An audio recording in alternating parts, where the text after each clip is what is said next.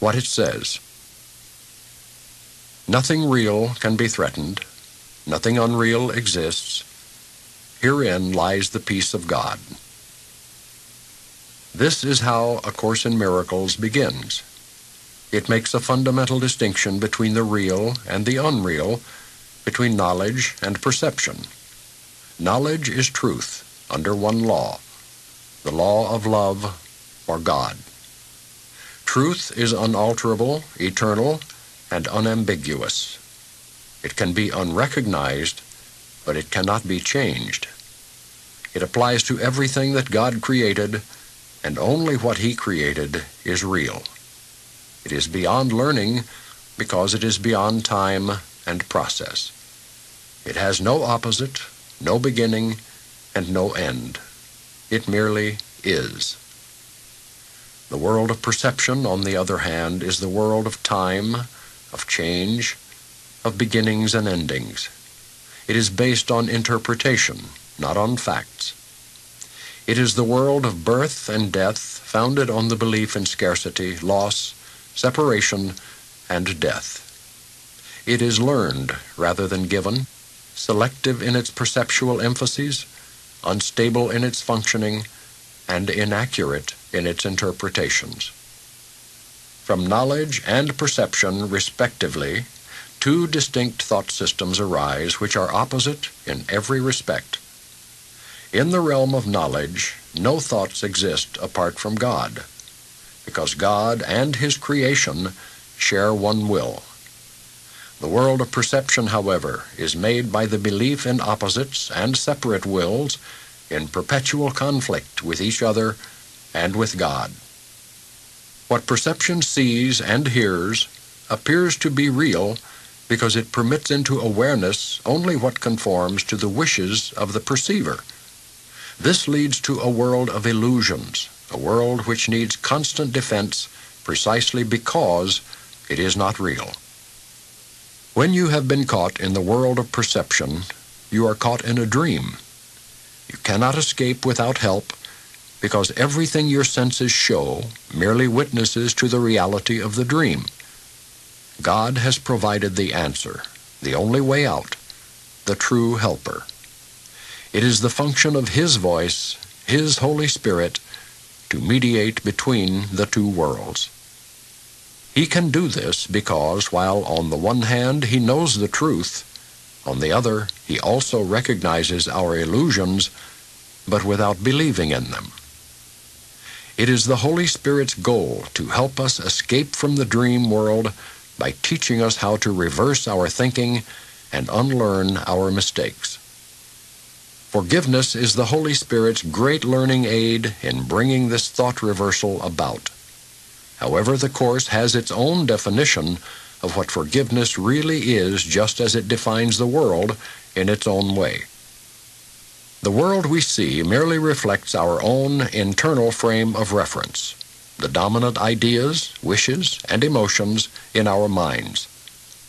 Projection makes perception. We look inside first, decide the kind of world we want to see, and then project that world outside, making it the truth as we see it. We make it true by our interpretations of what it is we are seeing. If we are using perception to justify our own mistakes, our anger, our impulses to attack, our lack of love in whatever form it may take, we will see a world of evil, destruction, malice, envy, and despair. All this we must learn to forgive, not because we are being good and charitable, but because what we are seeing is not true. We have distorted the world by our twisted defenses and are therefore seeing what is not there. As we learn to recognize our perceptual errors, we also learn to look past them, or forgive.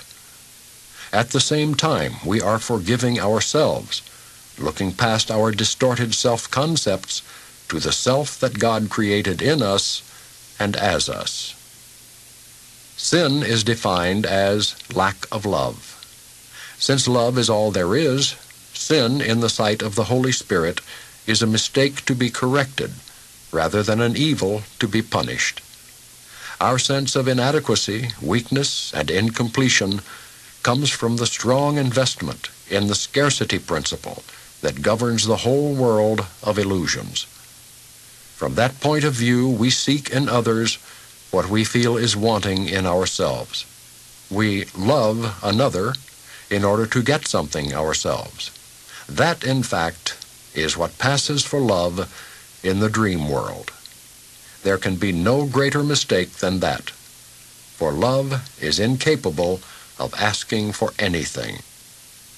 Only minds can really join, and whom God has joined no man can put asunder. It is, however, only at the level of Christ's mind that true union is possible, and has, in fact, never been lost. The little I seeks to enhance itself by external approval, external possessions, and external love. The self that God created needs nothing. It is forever complete, safe, loved, and loving. It seeks to share rather than to get, to extend rather than project.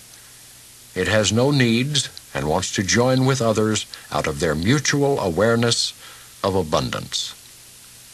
The special relationships of the world are destructive, selfish, and childishly egocentric. Yet, if given to the Holy Spirit, these relationships can become the holiest things on earth, the miracles that point the way to the return to heaven. The world uses its special relationships as a final weapon of exclusion and a demonstration of separateness. The Holy Spirit transforms them into perfect lessons in forgiveness and in awakening from the dream. Each one is an opportunity to let perceptions be healed and errors corrected. Each one is another chance to forgive oneself by forgiving the other. And each one becomes still another invitation to the Holy Spirit and to the remembrance of God. Perception is a function of the body, and therefore represents a limit on awareness. Perception sees through the body's eyes and hears through the body's ears. It evokes the limited responses which the body makes. The body appears to be largely self-motivated and independent, yet it actually responds only to the intentions of the mind. If the mind wants to use it for attack in any form, it becomes prey to sickness, age, and decay. If the mind accepts the Holy Spirit's purpose for it instead, it becomes a useful way of communicating with others, invulnerable as long as it is needed, and to be gently laid by when its use is over. Of itself, it is neutral, as is everything in the world of perception. Whether it is used for the goals of the ego or the Holy Spirit depends entirely on what the mind wants. The opposite of seeing through the body's eyes is the vision of Christ, which reflects strength rather than weakness, unity rather than separation, and love rather than fear.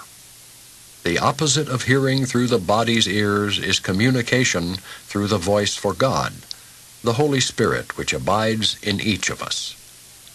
His voice seems distant and difficult to hear, because the ego, which speaks for the little separated self, seems to be much louder. This is actually reversed.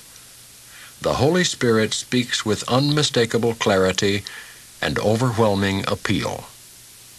No one who does not choose to identify with the body could possibly be deaf to his messages of release and hope, nor could he fail to accept joyously the vision of Christ in glad exchange for his miserable picture of himself.